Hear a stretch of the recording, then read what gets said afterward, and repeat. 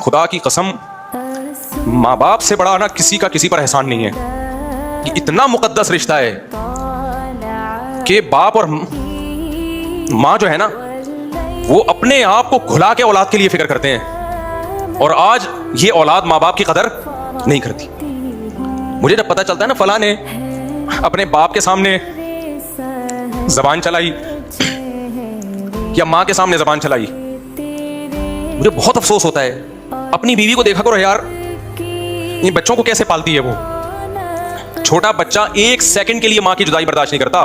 आप बचपन में माँ के इतने मोहताज थे, एक सेकंड के लिए माँ की जुदाई बर्दाश्त नहीं होती, चिपका रहता है माँ के साथ, ऐसे चीखता है। और बड़े होकर कैसे भूलता है, बड़े होकर कैसे भूलता है। एक केस आया मेरे पास, एक खातून ने कहा कि मेरा शौहर ना 2-2.5 महीने के लिए अपनी माँ को मेरे घर ले आता है, ये 4 महीने के लिए।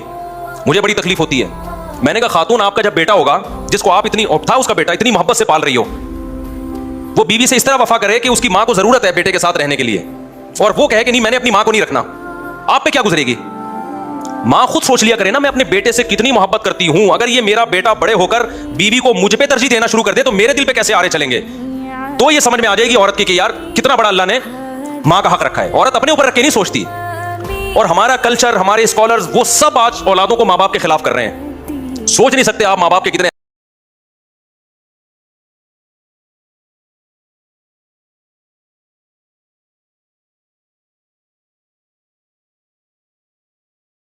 सबसे ज्यादा तुम्हारी जिंदगी में जिनकी इंपॉर्टेंस है वो तुम्हारा बाप और तुम्हारी माँ है। अब्बा ने 2-4 चपेट लगा दिया, कोई मसला नहीं है।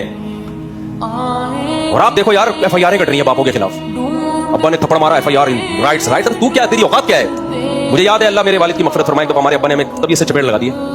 और हम मौलाना बन चुके थे, तकरीबन मौलाना बन चुके थे, और गलती मेरी नहीं थी, किसी ने गलत शिकायत लगाई थी। अब्बा ने लगाए तभी से चपेड़े, तो रख के ना सबके सामने। तो मुझे याद है कि मुझे बड़ा गुस्सा सा आया, थोड़ी सी मेरी आवाज ऊंची हो गई अब्बा के सामने।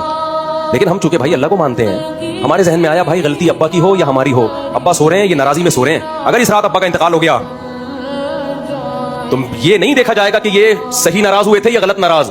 जिंदगी भर मेरे जहन पे एक बोझ रहेगा। हालांकि इंतकाल का कोई चांस नहीं था। अब्बा तो ऐसे माशाल्लाह, हाथ भी उनका वैसे, ऐसी चौड़ी कलाइयां थी और ऐसा चौड़ा सीना था हमारे अब्बा का, मेरी तरह बारीक नहीं थे। आवाज भी ऐसी जानदार थी ना, क्या खानदानी आवाज रखी हुई थी अब्बा ने हमारे। वो डांट से ही बंदा कांपने लगता था, तो चमाट से क्या हाल हुआ होगा। हम पगड़ी पहन के बैठे थे, अब्बा ने पेल दिया मैं तमाम सबके सामने।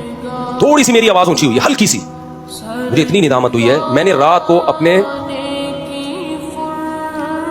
अपने वालिद को सोते हुए में उठाया है। मैंने कहा सुबह तक इंतजार नहीं करूंगा, सोते हुए में उठाया है। और सोते हुए में उठा के उनसे माफी मांगी कि दिल साफ हो जाए। गलती नहीं थी, अपने ऊपर डाल दी, मेरी गलती है, आइंदा नहीं, आइंदा शिकायत का मौका नहीं मिलेगा। मेरे वालिद इतना खुश हुए, इतनी दुआएं दी हैं। अल्लाह ने वालिदैन का दिल औलाद से 1 करोड़ गुना ज्यादा बड़ा रखा है। ये रिश्ता ऐसा बनाया अल्लाह ने। और आज हमारे मीडिया ने इस रिश्ते की हैसियत 2 टके की नहीं छोड़ी। स्कूलों में बच्चों को बदतमीज बनाया जा रहा है।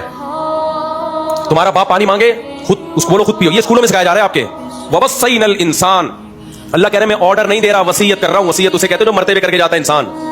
ये ऑर्डर इतना सख्त है, कोई दुनिया से जाते हुए हुक्म दे। अल्लाह तो दुनिया से नहीं जाता, हुक्म की ताकीद मकसद है। मैं तुम्हें वसीयत कर रहा हूं। अल्लाह के बाद सबसे बड़ा हक किसका है? माँ बाप का।